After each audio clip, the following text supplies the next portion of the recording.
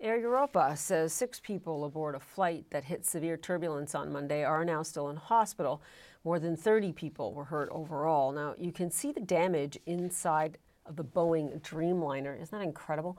Which had to make an emergency landing in Brazil. Passengers described people being thrown from their seats and hitting the ceiling. Video from social media appears to show one person being helped down from an overhead bin, if you can imagine.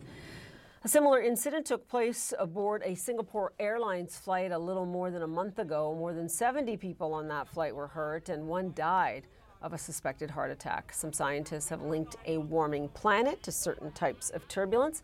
Paul Williams is a professor of atmospheric science at the University of Reading, and we are happy to have you with us as all of us look at these incidents and, quite frankly, are getting a bit nervous. I mean, you were involved in a study in 2017 that found that a doubling of carbon dioxide concentrations in the atmosphere could cause light turbulence to increase almost 60%. Moderate, not so much, really inconsequential. But moderate to severe turbulence, you're saying would more than double, at least from that study. What do you say now, given all the evidence that you're reviewing? Yes, well, you're right. We've been studying the effects of climate change on aviation turbulence for at least a decade now. There are three main kinds of turbulence that can affect you if you're on a flight. One is just the obvious one of flying through a storm, which nobody wants to do. Actually, flying over a mountain range can also be quite bumpy.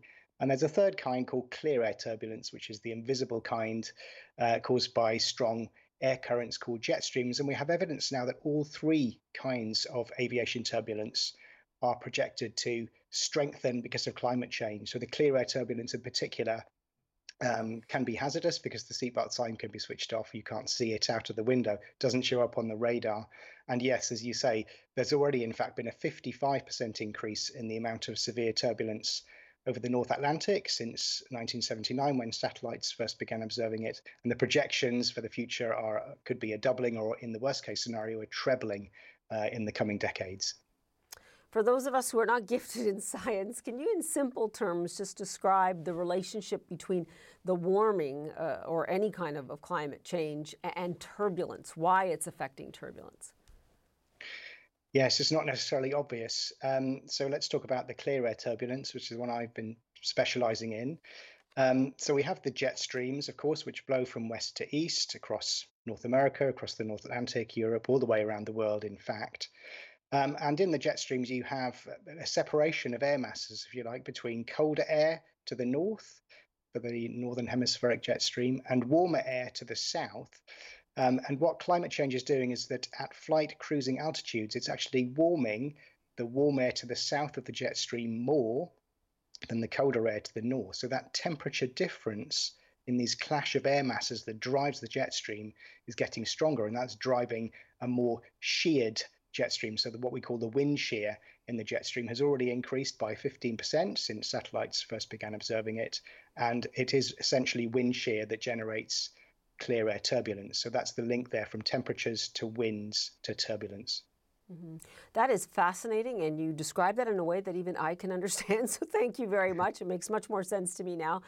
Now, this is starting to occur more often. Now, look, beyond the obvious in terms of buckling up, again, if we drill down into the science, what can help here? Can AI modeling help us? Can more of an early warning system help us? Are there different materials in aircraft manufacturing that can help us? All of the above, I think, and scientists are working on all of the above. We know that for every 3 patches of severe turbulence over the North Atlantic today, one of those 3 is there because of climate change, the climate change that's happened since 1979. The other 2 would have been there anyway. And in future, we could see 2 in every 3 there because of climate change. So clearly we have to do something. All I'm saying, and I have to emphasize this, is that there's more turbulence in the atmosphere. That doesn't necessarily mean there's more turbulence on flights, because we're actually getting better all the time at avoiding turbulence through better turbulence forecasts. The aircraft designs are better now. They have a better dynamic response to turbulence. And there's actually a kind of technology that's a little bit experimental right now called LiDAR, which involves shining a laser out of the front of the aircraft. And in fact, it can get reflected back, that laser light, by invisible turbulence ahead. This could be a game changer if it gets rolled out. It's currently a bit too expensive and it's a big heavy box, which no one really wants in the nose cone of an aircraft. But as the technology gets miniaturized and the cost comes down, maybe in future we'll see it rolled out, and that could really revolutionize clear air turbulence. There'd be no excuse for really any aircraft ever encountering it again. So quite some excitement there if this technology miniaturizes and the cost comes down in future. Yeah, that is so reassuring, especially for people who know they may be safe on an airplane with turbulence, but still get a little freaked out when it's actually happening. Professor Paul Williams, so educational. Thank you so much. Really appreciate it.